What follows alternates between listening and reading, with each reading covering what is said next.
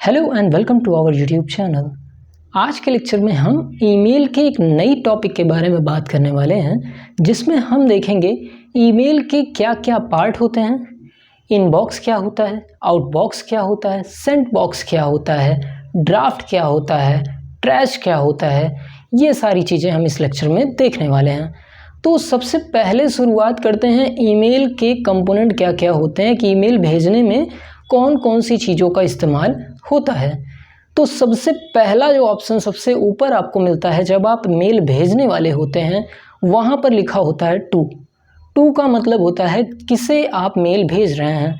मान लीजिए मेरी आईडी है abc@gmail.com और जिसको हम भेज रहे हैं उसकी आईडी है xyz@gmail.com। तो ये वाली आईडी हमारी है और ये वाली आईडी उसकी है जिसे हम मेल भेज रहे हैं। तो टू में हम लिखेंगे xyz@gmail.com। ये चीज़ समझ में आई? टू मतलब जिसको आप मेल भेज रहे हैं। इसके अलावा टू के नीचे आपको दो ऑप्शन और मिल जाएगा, CC और BCC का। इसे आप ध्यान में समझिएगा क्योंकि CCC के एग्ज़ाम में इससे बहुत ज़्यादा क्वेश्चन आता है। अगर आप O लेवल के एग्ज़ाम की भी तैयारी कर रहे हैं तो भी इसको बहुत ध्यान से देखिएगा क्योंकि इससे सवाल आना मान के चलिए निश्चित है। तो CC क्या होता है? CC होता है कार्बन कॉपी, मतलब जो आप भेज रहे हैं उसकी कॉपी अगर आप किसी को भेजना चाहते हैं तो उसे आप CC में रखेंगे।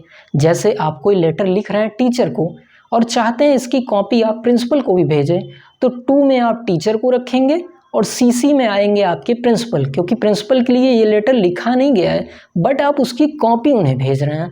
तो कार्बन कॉपी में कौन आता है? जिसके पास आप उस लेटर की, उस ईमेल की कॉपी भेजने जा रहे हो। तो सर BCC क्या होता है? तो BCC का मतलब होता है ब्लाइंड कार्बन कॉपी। जैसा कि नाम से समझ में आ रहा है, ब्लाइंड मतलब जिससे कोई देख ना पा रहा हो। मतलब कि आपने टू में एक ईमेल अटैच किया जिसके लिए आपने ईमेल लिखा था, CC में एक मेल लिखा मतलब ईमेल एड्रेस जिसको आप कॉपी भेजना चाहते हैं। BCC के बारे में न टू को पता चलेगा न CC को पता चलेगा। समझ में आया कि BCC में जो ईमेल एड्रेस रहेगा उसके बारे में किसी को पता नहीं चलेगा। इसके बाद आपका आता है सब्जेक्ट मतलब विषय, कि जैसे आप लिखते थे ना विषय, बुखार के लिए प्रार्थना पत्र, वैसे आप ईमेल लिखते समय भी विषय लिखते हैं कि आप किसके लिए ये मेल लिख रहे हैं। इसके बाद आपकी बॉडी आती है ईमेल की, इसमें आपका पूरा कंटेंट रहता है कि ईमेल क्यों लिखा जा रहा है, किसके बारे में लिखा जा रहा है, आप क्या चाह रहे हो। और लास्ट में आपका आता है सिग्नेचर मतलब आपका नाम, आपकी कंपनी का नाम, डेट हो सकता है, कुछ टैगलाइन हो सकती है, ये सारी चीज़ें आपकी आती हैं सिग्नेचर में। और लास्ट में आपका एक अटैचमेंट की साइन रहती है। आप देख रहे हैं जैसे व्हाट्सएप में होता है, सेम साइन आपका अटैचमेंट का है।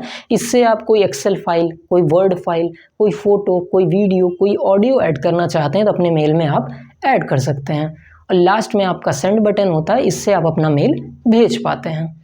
तो ये तो बात हो गई कि मेल जब भेज रहे हैं तो क्या क्या चीज़ें इसमें आपके सामने पड़ने वाली हैं। अब कौन कौन से टूल ईमेल की कोई कंपनी हमें देती है? तो सबसे पहला होता है ईमेल का इनबॉक्स। मतलब इनबॉक्स मतलब इन मतलब अंदर, कोई भी मेल आपके बॉक्स में आता है तो वो इनबॉक्स में आता है। आपको कोई मेल भेजा गया तो आप कहाँ चेक करेंगे? उसे इनबॉक्स वाले ऑप्शन में जाके चेक करेंगे। अगर आपने कोई मेल भेजा है, आपने किसी को भेजा है तो कहाँ चेक करेंगे? सेंट में जाके चेक करेंगे। अगर आपने भेज दिया है और उसके पास पहुँचा नहीं है तो आप कहाँ चेक करेंगे? तो वो आउट बॉक्स में आपको मिल जाएगा। मतलब आपने तो भेज दिया है पर वो पहुँचा नहीं है।